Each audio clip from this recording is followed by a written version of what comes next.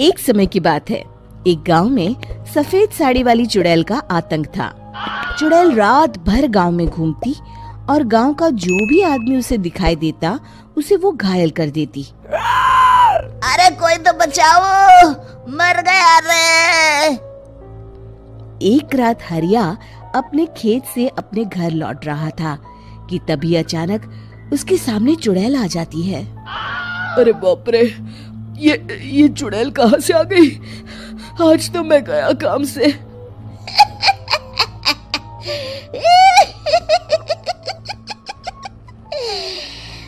आज मुझे मेरा शिकार मिल गया। अरे चुड़ैल दीदी, मुझे छोड़ दो। जैसे ही चुड़ैल हरिया की तरफ बढ़ती है, हरिया वहाँ से भाग जाता है और अपने घर के दरवाजे पे पहुँचता है। अरे भगवान, जल्दी से दरवाजा खोलो, मेरे पीछे चुड़ैल पड़ी है। हरिया की पत्नी जल्दी से दरवाजा खोल देती है। अरे आप इतना हाफ क्यों रहे हैं? अरे मेरे पीछे चुड़ैल पड़ी है, आज तो मैं बाल बाल बच गया। जल्दी से सभी दरवाजे और सभी खिड़कियों को बंद करके बत्ती बुझा दो। तभी चुड़ैल हरिया के घर के पास पहुंच जाती है। अरे वो आदमी कहाँ गायब हो गया? मैं भी देखती हूँ आखिर कब तक बचेगा। मैं अपने शिकार को इतनी आसानी से नहीं छोड़ती। इतना कहकर चुड़ैल वहां से चली जाती है। वहीं दूसरी तरफ हरिया और उसकी पत्नी दोनों अपने घर की खिड़की से ये सब देख रहे होते हैं। अरे बाप रे, ये तो बड़ी डरावनी चुड़ैल थी। अगले दिन ये बात आग की तरह पूरे गांव में फैल जाती है और धीरे धीरे लोग चुड़ैल के डर के मारे शाम होते ही अपने घरों से बाहर निकलना बंद कर देते हैं। कुछ दिनों के बाद भाई, मैंने तो इस चुड़ैल के डर के मारे रात को अपने खेतों को पानी देना बंद कर दिया है। कहीं मेरी फसल सूख गई तो मैं तो कहीं का नहीं रहूंगा। साहूकार का कर्जा कैसे चुकाऊंगा? अरे भाई, पूरे गांव वालों का यही हाल है। पता नहीं ये चुड़ैल हमारे गांव में कहां से आ गई। फिर एक दिन गांव के पास वाली नदी के किनारे एक बहुत बड़े तांत्रिक के आने की बात कुछ गांव वालों को पता चलती है। वो लोग जाके ये बात गांव के मुखिया को बताते हैं। मुखिया जी, नदी के किनारे एक बहुत ही पहुंचे हुए तांत्रिक बाबा आए हैं। हमें उनसे मदद मांगनी चाहिए। मैंने सुना है वो बड़े बड़े भूतों और चुड़ैलों को अपने वश में कर लेते हैं। मुखिया जी सभी गांव वालों को लेकर उस तांत्रिक के पास पहुंच जाते हैं। ओम फट स्वाहा, ओम फट स्वाहा। तभी तांत्रिक अपनी बंद आंखों को खोलकर कहता है, क्या बात है? तुम सब लोग यहाँ क्यों आए हो? मुखिया जी उस तांत्रिक को सारी बात बता देते हैं। अच्छा, तो ये बात है। और तांत्रिक अपनी आंखों को बंद कर लेता है। मैं देख रहा हूँ तुम्हारे पूर्वजों ने बहुत पाप किए थे, जिससे ये गांव अब श्रापित हो चुका है। उसी के फल स्वरूप तुम्हारे गांव में चुड़ैल आई है। ये चुड़ैल बहुत खतरनाक है, ये किसी को नहीं छोड़ेगी। हे भगवान, मर गए रे, अब क्या होगा? तभी गांव के मुखिया जी कहते हैं, बाबा, इस चुड़ैल से हम सबको बचा लीजिए। कोई तो उपाय होगा। इसका सिर्फ एक ही उपाय है। सभी गांव वालों को बारी बारी हर दिन अपनी आधी फसल उस पहाड़ी के ऊपर बनी काली गुफा में छोड़ के आनी होगी। तभी उस चुड़ैल की भूख मिटेगी और श्राप का प्रभाव खत्म हो जाएगा और तुम सब जिंदा बच जाओगे। सभी गांव वाले उस तांत्रिक की बात को मान लेते हैं और वहां से चले जाते हैं। फिर अगले दिन से रोज उस गांव के लोग बारी बारी से अपनी आधी फसल उस काली गुफा के पास जाकर रखाते। कुछ दिनों बाद हरिया की बारी आती है। बाप रे, आज तो मेरी बारी है उस काली गुफा में जाने की। क्या करूं, वो तो बड़ी खतरनाक चुड़ैल है। मेरे तो हाथ पैर कांप रहे हैं। फिर हरिया डरते डरते अनाज की बोरियां अपनी बैलगाड़ी में लाद देता है। तभी हरिया की पत्नी उससे कहती है, देखो जी, संभल के जाना और किसी भी हालत में शाम होने से पहले वापस आ जाना। उस चुड़ैल का कोई भरोसा नहीं है जी। हरिया बैलगाड़ी में बैठते हुए कहता है, भगवान, मैं क्या वापस आऊंगा? लगता है अब तो मेरी खबर ही आएगी। इतना कहकर हरिया वहां से चला जाता है। रास्ते में जंगल से गुजरते हुए हरिया की बैलगाड़ी का एक चक्का बड़े गड्ढे में फंस जाता है। हे भगवान, अब ये क्या मुसीबत है? हरिया नीचे उतर के पूरी ताकत से अपनी बैलगाड़ी को गड्ढे से निकालने की कोशिश करता है। बहुत देर मेहनत करने के बाद हरिया की बैलगाड़ी उस गड्ढे से बाहर निकल जाती है। हे भगवान, अब तो शाम होने वाली है। आज तो मैं गया काम से। जैसे तैसे हरिया काली गुफा में पहुंच जाता है। अरे मर गया रे, यहाँ तो चारों तरफ डरावना माहौल है। मैंने यहाँ आने में बहुत देर कर दी, कहीं चुड़ैल नाराज ना हो जाए। हरिया अनाज की बोरियां वहां रख के जैसे ही जाने लगता है, तभी उसे किसी के आने की आवाज सुनाई देती है। हरिया एक कोने में छुपकर अंदर देखने लगता है। चुड़ैल वहां आती है और फिर अपने चेहरे से नकली चुड़ैल का मुखौटा निकाल देती है।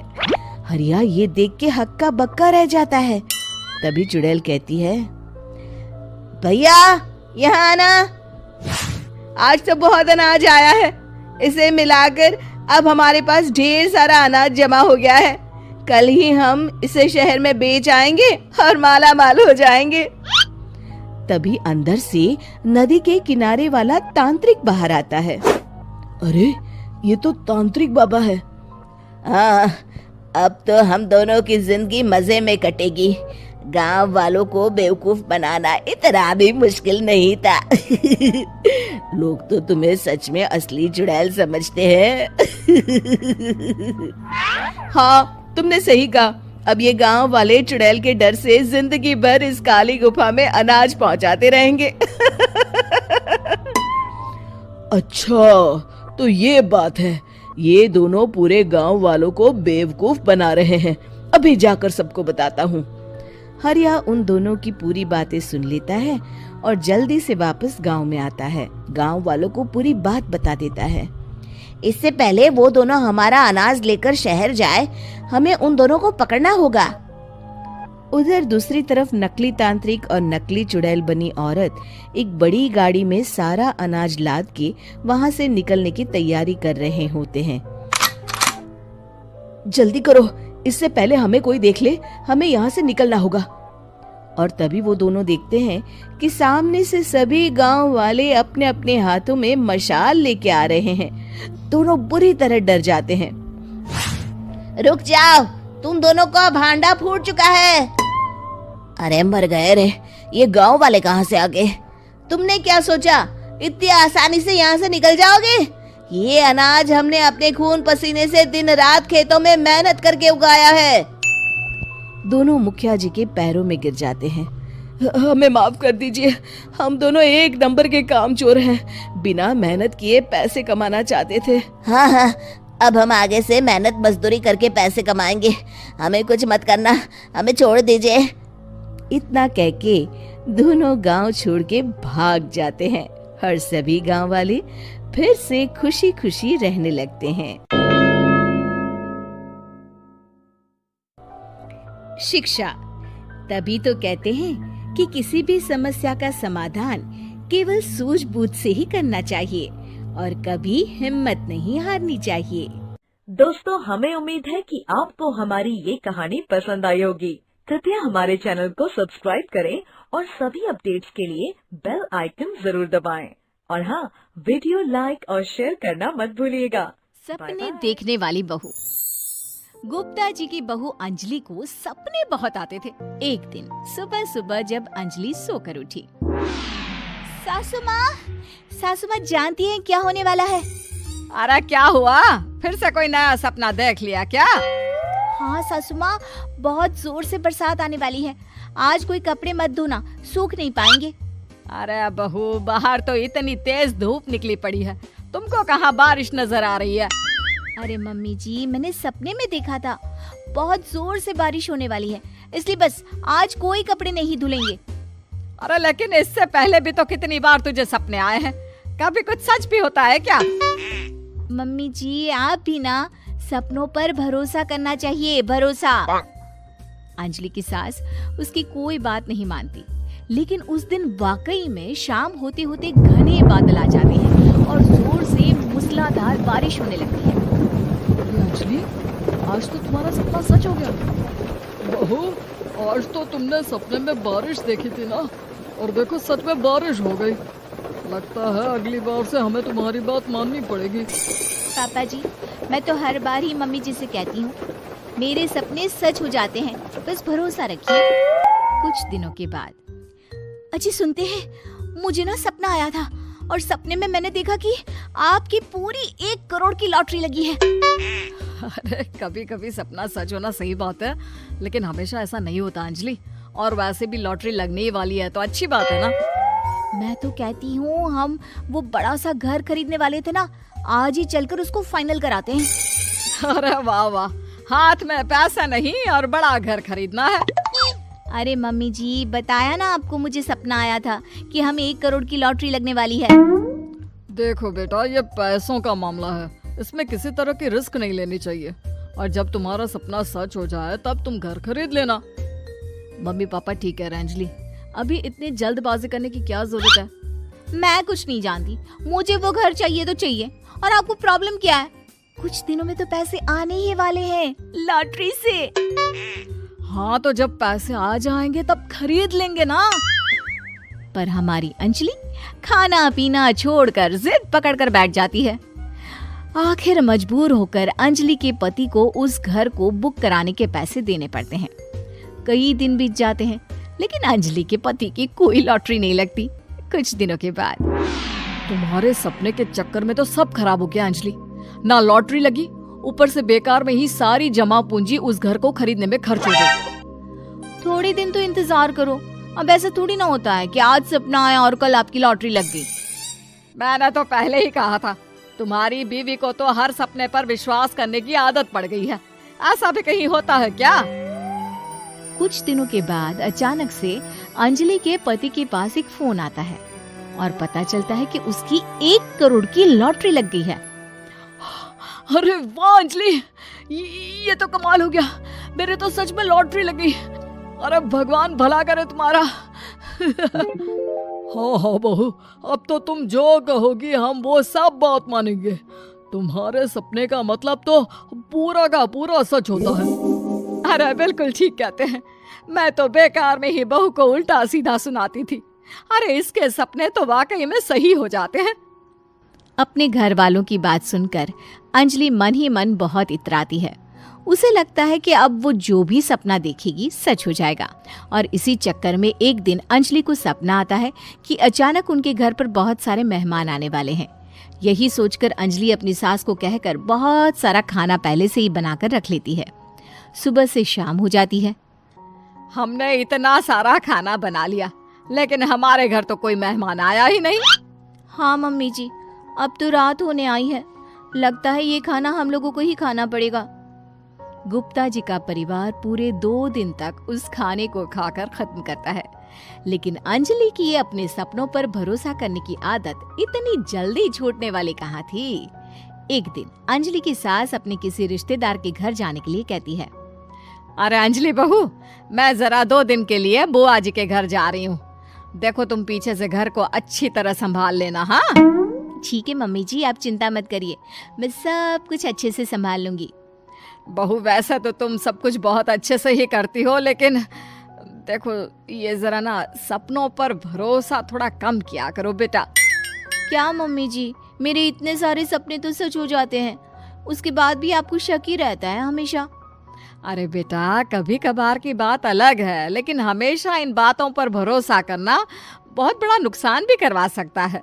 तुम्हें इस बात को समझना चाहिए। ठीक है मम्मी जी, समझ गई। अब आप आराम से जाइए, मैं सब कुछ बहुत अच्छे से कर लूंगी। अंजलि की सास बुआ जी के घर चली जाती है। उसके जाने के बाद अंजलि एक दिन सुबह सोकर उठती है और जोर जोर से रोने लगती है। अरे क्या हुआ अंजलि, तुम रो क्यों रही हो? बहू सब ठीक तो है ना? क्या कोई बुरा सपना देखा?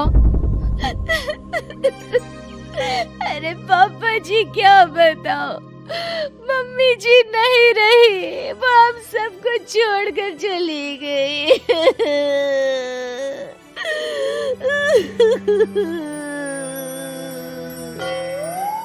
छोड़कर चली गई? अरे क्या मतलब है? वो तो अपनी बुआ जी के घर गई है ना? पापा जी, सासू माँ बुआ जी के घर नहीं, भगवान जी के घर गई है।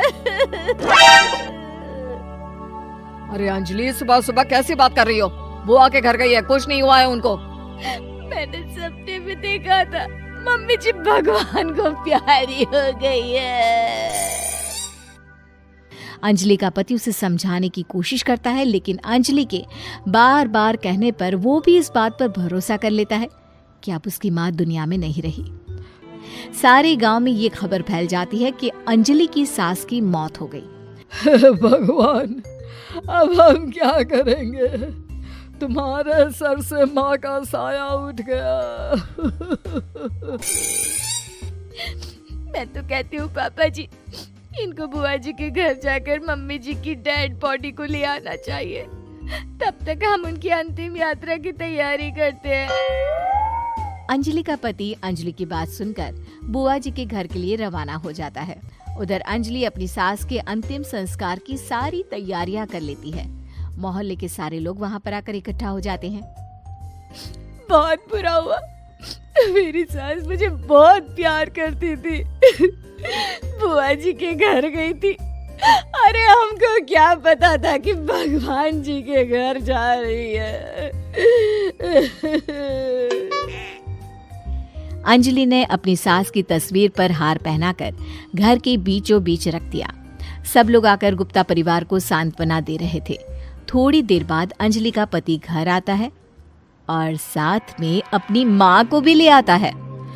अरे बहू, मेरी तस्वीर पर हार क्यों चढ़ा रखा है? सब लोग अंजलि की सास को देखकर डर जाते हैं। अरे आप लोगों को डरने की कोई जरूरत नहीं है, मेरी माँ जिंदा है। ये तो मेरी बीवी के सपने के चक्कर में हम लोगों ने अपनी माँ को मरा हुआ समझ लिया। बहू, सपने देखना ठीक है, पर अपनी जिंदा सास का अंतिम संस्कार करना बहुत बड़ी गलती। उसके बाद अंजलि की अपने सपनों पर आंख मूंद कर भरोसा करने की आदत हमेशा के लिए सुधर जाती है। उम्मीद करता हूँ आप लोग को वीडियो अच्छा लगा है। ऐसा और वीडियो देखने के लिए चैनल को सब्सक्राइब करो और लाइक कमेंट शेयर करना नहीं भूलना। नीचे का जो लाल बटन है उसको जल्दी से ग्रे कलर करो, क्योंकि आपका एक सब्सक्राइबर मेरे को मोटिवेशन करता है ऐसा वीडियो बनाने के लिए। Thank you.